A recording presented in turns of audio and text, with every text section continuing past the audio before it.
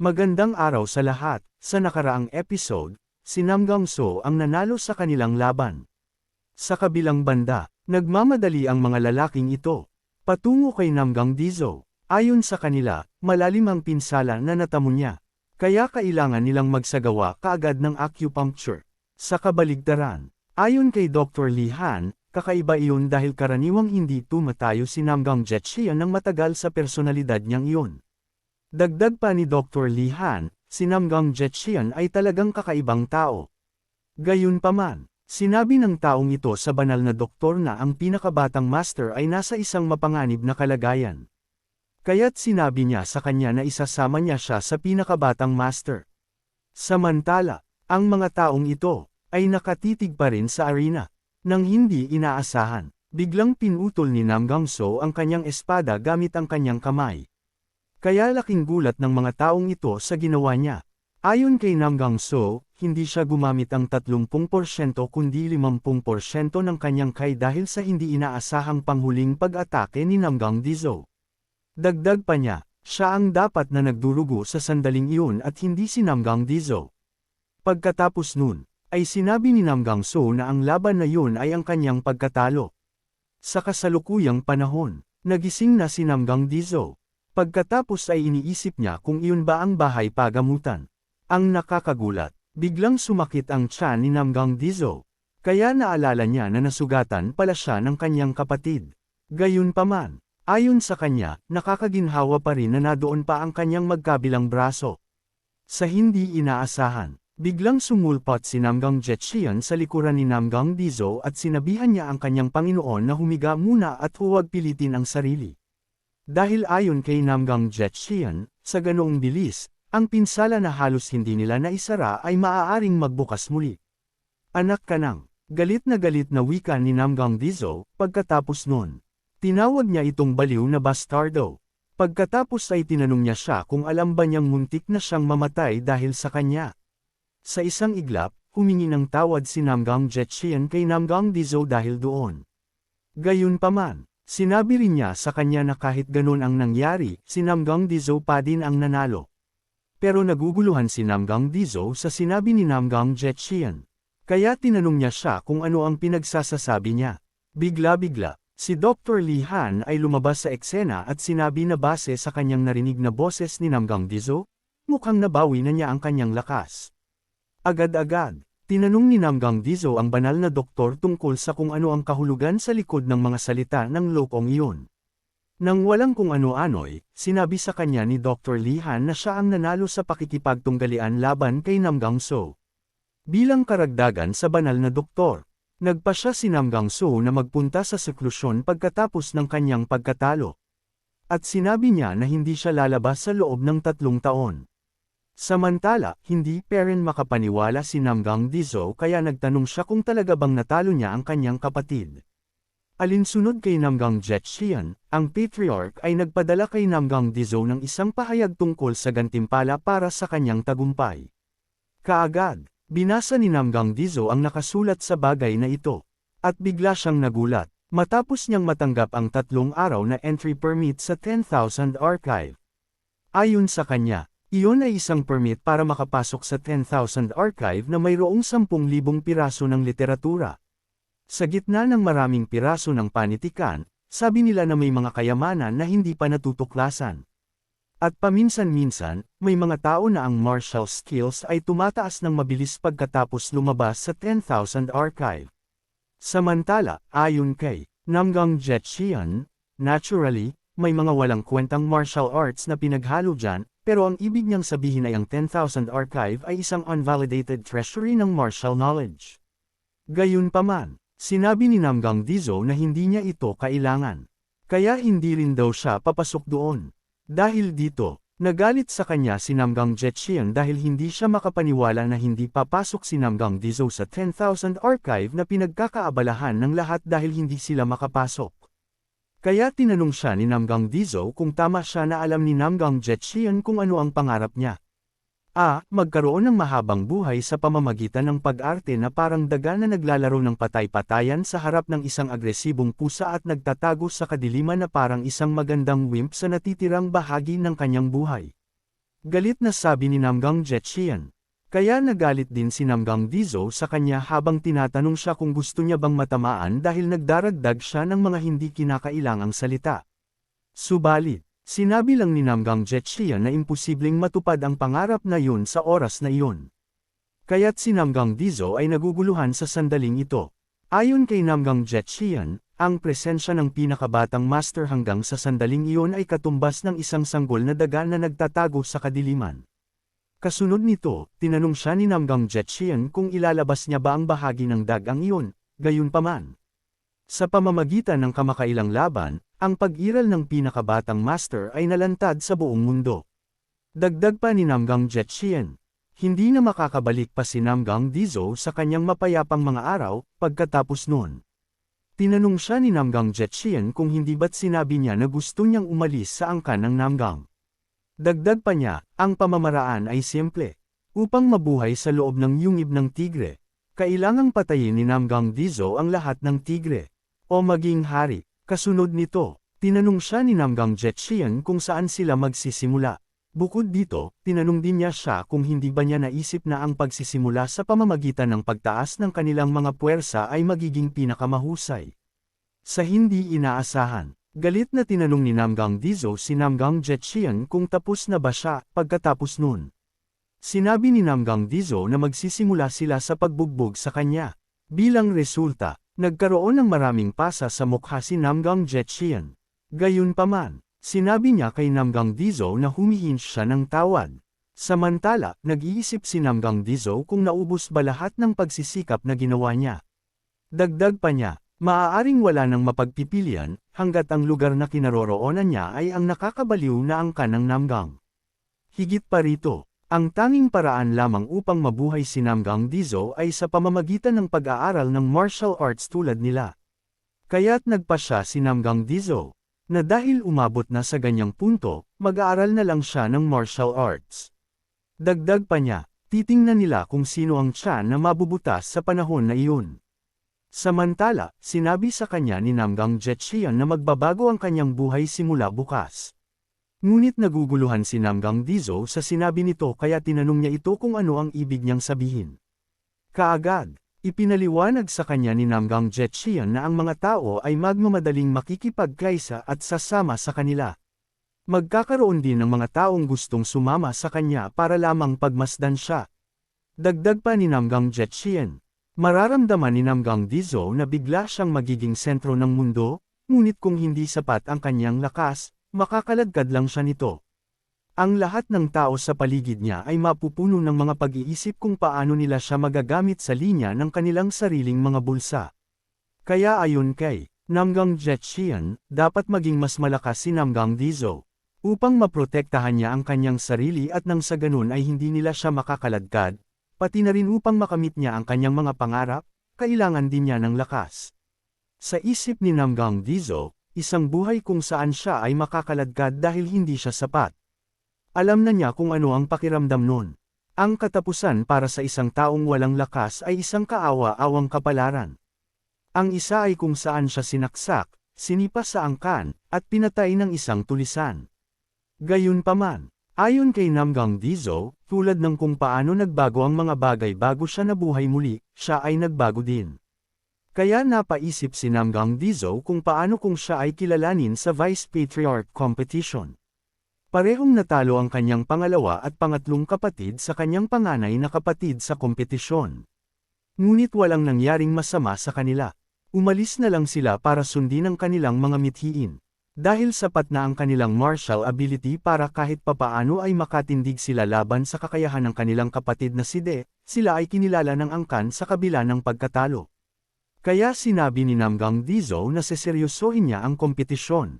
Pagkatapos ay sasabihin niya kung ano talaga ang gusto niyang gawin pagkatapos.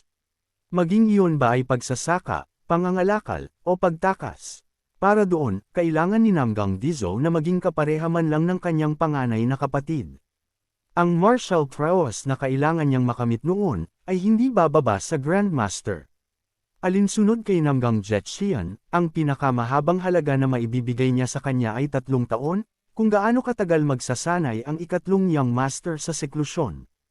Bukod dito, sinabi din ni Namgang Jetchian kay Namgang Dizo na sa oras na dumating yun ay lumikha siya ng pundasyon kung saan kaya niyang tumayo ng mag-isa. Dahil ayon sa kanya, kakailanganin ito ni Namgang Dizo para matiis ang kontra-atake. Sa hindi inaasahan, sinabihan ni Namgang Dizo si Namgang Jetchian na aalis na sila. Ngunit naguluhan si Namgang Jetchian kaya tinanong niya siya kung saan sila pupunta. Saan sa tingin mo? Siyempre, ito ay sa 10,000 Archive. Sambit ni Namgang Dizo. Samantala, sa 10,000 Archive. Ayon kay Namgang Dizo, ang pag-alam sa hinaharap ay madaling gamitin ng ganoon. Kailangan lang niyang hanapin ang martial arts book na iyon. Dagdag pa niya, ang kanyang panganay na kapatid ay naging isang halimaw na walang katulad pagkatapos niyang lumabas sa 10,000 Archive. Kasama ng Taiji Wisdom Sword Style at Ceaseless Palm Style, isa ito sa 3 martial arts na kumakatawan sa Wudang sect. Ang lahat ay salamat sa martial art na iyon. Sa kabilang banda, sinabi ni Namgang Jetchian kay Namgang Dizo na sa loob ng 3 araw na siya ay nasa 10,000 Archive, siya ang magbabantay sa mga babae. Dagdag pa niya, ang mga paksayo ni Young Master De at Young Master Jung ay hindi makakakilos ng ilang sandali. Ngunit ang problema ay ang paksayo ni Young Master So. Alinsunod kay Namgang Jetchian. Salamat sa pagbangon ni Namgang Dizo, nasira ang dynamic ng trio. At ang kanilang mga paksayon ay maaaring natural na hamina sa pamamagitan ng pagpapadala ng mga tao sa labas habang ang Young Master na si So ay nasa seclusion training. Ngunit mayroong isang kahilingan na tulong mula sa pamilya ng Imperial. Kung ipapadala nila ang pangkat ni Young Master So sa palasyo ng Imperial. Kaya't ang kanilang paksayon ay maaaring manatiling hindi magagalaw habang siya ay nasa seklusyon. Ang kanilang paksayon ay magiging masaya. Bukod dito, ayon kay Namgang Jetchian, iyon ay lilikha ng isang natural na tunggalian sa pagitan ng pinakamatanda at pangalawang batang master, at ni isa ay hindi makakagawa ng isang biglaang unang hakbang. Dahil nagpasya si Namgang Dizo na pumasok sa archive, kailangan niyang tiyakin na makakakuha siya ng magagandang resulta. O kung hindi, ang kanyang mga kaaway. Ngunit hindi man lang natapos si Namgang Jetchian sa pagsasalita, nang biglang sinabi ni Namgang Dizo na magiging mababa ang tingin sa kanya ng kanyang mga kaaway, sa pag-aakalang isa lamang siyang marangya at mahinang basura. Pagkatapos nun, sinabi ni Namgang Dizo na alam niya yon. Kaya sinabi niya kay Namgang Jetchian na huwag mag-alala dahil ayon sa kanya. May plano siya doon. Sa puntong ito, tuluyan nang pumasok si Namgang Dizo sa 10,000 Archive Gate. Gayunpaman, sa kabilang banda, may mga taong nagmamasid lang sa kanila.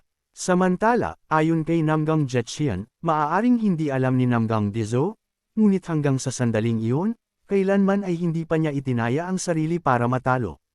Dagdag pa niya, magiging away na iyon sa pagitan ng mga paksayon. Maghahanda na sila sa kanilang mga galaw.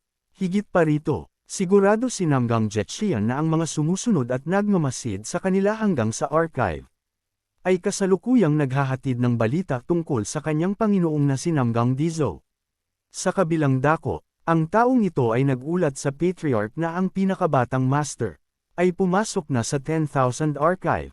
Gayunpaman, balik tayo kay Namgang Jetchian, ayon sa kanya, kaya kailangan siya ni Namgang Dizo. Samantala, sinabi niya na sa sandaling iyon ay oras na para gumawa siya ng kanyang hakbang. Ilang sandali pa ay talagang namangha si Namgang Dizo sa kanyang nakita dahil ayon sa kanya. Sobrang lawak talaga sa loob. Subalit, iniisip niya kung ang lahat ba ng iyon ay mga lihim na pamamaraan o secret techniques. Bukod dito, iniisip din ni Namgang Dizo kung magkano ang kikitain niya kung ninakawin niya ang ilan sa mga iyon at ibebenta ang mga ito. Ngunit pinigilan niya ang kanyang sarili at sinabi na wala siya doon para sa pera. Gayunpaman, ayon kay Namgang Dizo, sa kanyang nakaraang buhay, sinabi ng kanyang kuya na nakakita siya ng isang lihim na pamamaraan sa dulo ng archive. Kaya sa sandaling ito, napaisip si Namgang Dizo kung iyon ba yon. Samantala, ayon sa kanya, iyan ang sikretong pamamaraan na binanggit ng kanyang kuya De. Dagdag pa niya, ayon kay Namgang De, iniwan niya ito sa archive, kaya kung inaakala nilang makukuha nila ito, sinabi niya sa kanila na subukan nila.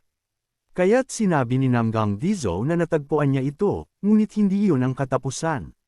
Dagdag pa ni Namgang Dizo. Pagkatapos ng anunsyo ng kanyang nakatatandang kapatid, sinubukan ito ng hindi mabilang na mga tao ng angkan, ngunit wala ni isa sa kanila ang nakakuha nito ng maayos. Gayunpaman, sinabi ng martial arts na para hayaan kang hatiin ang iyong kalooban sa dalawa at magsagawa ng dalawang martial arts ng sabay-sabay. Ito ay ang yin-yang mind art. Kaya ayon kay Namgang Dizo, iyon lamang ay sapat na upang tawagin itong isa sa pinakamahusay na martial arts kailanman. Ngunit hindi sapat ang paghahati-hati sa kalooban ni Namgang Dizo. Iyon ay isang bagay na nagawang makamit ng bawat miyembro ng angkan ng Namgang na natutunan ng yin-yang mind art sa nakaraan. Bilang karagdagan ni Namgang Dizo, upang harapin ang kanyang nakatatandang kapatid, kailangan niyang hanapin ang bagay na iyon na kanyang natagpuan. Kaya sinabi niya na iintindihin niya ito kahit anong mangyari. Samantala, sa Horizon Manor, sa mismong tirahan ni Namgang Jung. Nabalitaan na ni Namgang Jung na nakapasok na si Namgang Dizo sa 10,000 Archive. Gayunpaman, sigurado siya kung ano ang layunin ni Namgang Dizo. At iyon ay ang yin-yang mind art. Oh, little brother, ano ang plano mong gawin sa gayong maliit na teknik? Wika ni Namgang Jung. Samantala, ang pangalawang young master ng Namgang Noble Clan, si Namgang Jung. Tinawag siya ng karamihan ng mga tao na Wandering Knight o Great Warrior. Pero tinatawag siyang trickster ng mga taong nakakakilala sa kanya. Sa puntong ito, inutusan ni Namgang Jung ang taong ito na patuloy na subaybayan ang kanyang bunsong kapatid. Bukod dito, sinabi din niya sa kanya na mag-ingat sa baliw. Kaya kaagad, sinunod ng lalaking ito ang kanyang utos. Higit pa rito, ayon kay Namgang Jung, ang yin-yang mind art ay isang walang kwentang pamamaraan kapag ito ay nahaharap sa tunay na kapangyarihan. Dahil nakakuha ka ng kakayahang gumamit ng dalawang magkaibang martial arts ng sabay-sabay, ito ay perpekto para sa sorpresang pag-atake sa mga kaaway at pagtakas sa mga mapanganib na sitwasyon. Ngunit ang isa ay dapat na panatilihin ang kanilang distansya para dito kung nais nilang maabot ang tunay na kaharian ng martial arts. Bilang karagdagan ni Namgang Jung, walang paraan na ang kanyang bunsong kapatid ay hindi alam ang katotohanan iyon. Samantala, ang kanyang panganay na kapatid ay espesyal mula sa kapanganakan. Sa kabilang banda, ang kanyang bunsong kapatid naman ay hindi espesyal, ngunit kakaiba. May pamantayan ng espesyal na maihahambing dito, na ginagawang mas perpekto ang pagiging espesyal. Habang ang kakaiba ay nangangahulugang, hindi karaniwan. Sila ay hindi pamilyar at mahirap intindihin, na naging dahilan upang sila ay nakakatakot at nakakadiri. Alinsunod kay Namgang Jung, ang second strategist, si Namgang Jetchian, ay ang henyo ng siglo ngunit itinuturing bilang isang baliw na bastardo. Sa mga kakaiba, siya ang pinakamapanganib na individual. At ang baliw na iyon ay sa wakas naging determinado para makauna. Nagsimula na siyang kumilos, para sa bunsong kapatid ni Namgang Jung. Ang bunsong kapatid ni Namgang Jung ay nagpakita ng isang nakakagulat na pakikipaglaban, ngunit ang hindi pangkaraniwang pangyayari na iyon ay nasa hanay ng isang bagay na posible para sa isang direktang inapo ng angkan ng Namgang. Gayunpaman, nagtaka si Namgang Jung kung ano ang natuklasan ni Namgang Jetchian tungkol sa kanyang bunsong kapatid.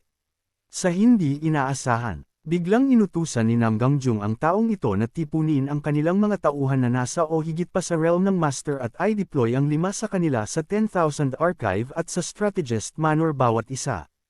Inutusan din siya nito na sabihin sa kanila na mag-ulat sa kanya bawat oras. Kaya nagulat ang lalaking ito at sinabing, ganyan karami. Sa isang iglap, tinanong siya ni Namgang Jung kung sa tingin ba niya ay marami na iyon. Dahil ayon sa kanya, naniniwala siya na kahit na ang lahat ng mga tauhan na sumusubaybay sa kanyang ikatlong kapatid ay magiging sapat para sa kanya. Kaya sinabi nitong lalaki na ito na dapat na isagawa iyon kaagad. Samantala, ayon kay Namgang Jung, kung ang isang taong hindi pa nakakita ng dragon ay makatuklas ng isa, hindi nila malalaman kung ito ay isang dragon, ahas, o isang uod.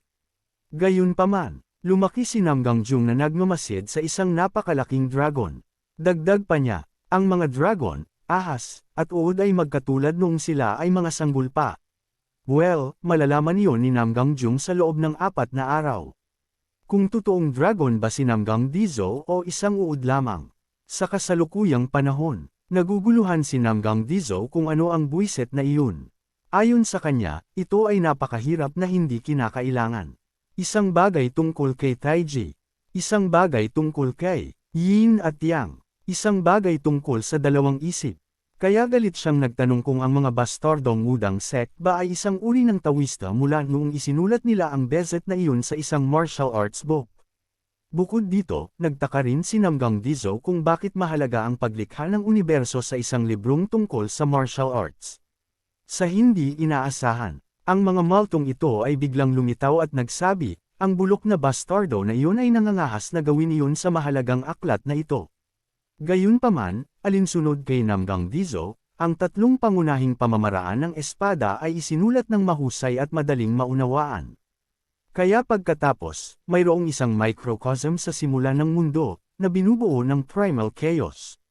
Bilang karagdagan ni Namgang Dizo, sa sandaling natagpuan ng kaguluhan ang kaayusan, nabuo ang mundo na kilala bilang Wuji, at ito ay naging Taiji, ang pinagmulan at motibo sa likod ng lahat ng katotohanan. Bukod dito, ang kalahati nito ay nakatanggap ng enerhiya ng lupa at naging yin. Habang ang kalahati ay nakatanggap ng enerhiya ng langit at naging yang. Iyon ang tinawag nilang yin at yang. Kaya sinabi ni Namgang Dizo na naiintindihan niya hanggang sa puntong iyon. Sa kabilang banda, ayon kay Namgang Dizo, dahil ang mga batayan ng sektang Wudang ay Taiji. Sa conclusion, nag-iisip siya kung hindi ba ang yin-yang mind art ay naghihiwalay lamang sa mga enerhiya ni yin at yang, na iniikot ang isa sa direksyong iyon at ang isa sa ganoon. Gayunpaman, biglang natigilan si Namgang Dizo simula nang maiintindihan niya agad ito. Kaya napaisip siya kung isa ba siyang henyo. Napakahusay, naiintindihan mo hanggang sa puntong ito. Sambit ng maltong ito, dagdag pa niya, ang nakakaunawa sa yin at yang ang mamumuno sa mundo. Gayunpaman, sabi ni Namgang Dizo, kalokohan yun panigurado. Sa hindi inaasahang pagkakataon, bigla niyang ibinato ang librong ito at sinabing tapos na siya sa teorya. Ang pagtrato sa mahalagang martial arts ng Wudang sect na ganito. Isusumpa kita, bata, wika ng maltong ito. Gayunpaman, dahil hindi siya nakikita ni Namgang Dizo, sinabi ni Namgang Dizo na susubukan niya ito.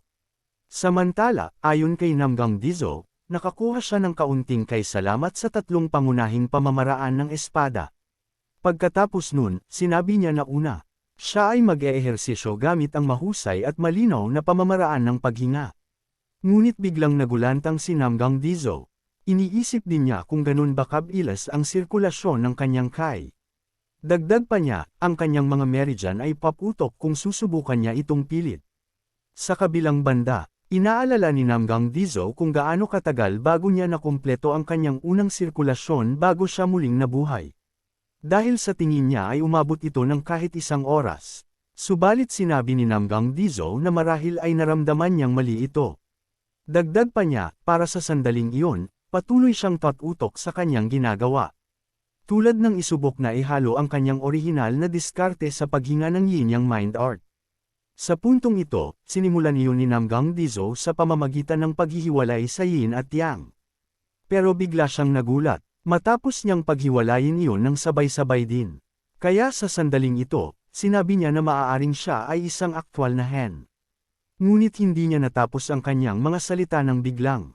Nakaramdam siya ng sobrang lamig sa kanyang mga paa, at sobrang init sa itaas na parte ng kanyang katawan. Kaya naman napatanong siya kung ano iyon. Ayon sa kanya, napakainit noon na parang masusunog lahat ng kanyang buhok. At sobrang lamig doon na parang magyayelo ang kanyang mga daliri sa paa. Hey, hindi naman tayo ganito sa simula. Bakit hindi kayo tumigil ngayon? Hali kayo, maging mabait kayo. Wika pa ni Namgang Dizo. Subalit ang nakakagulat, nasaktan si Namgang Dizo na para bang siya na kukuryente. Hihihi, tanga ka, inisip mo ba na ang yin-yang mind art ay madaling makuha?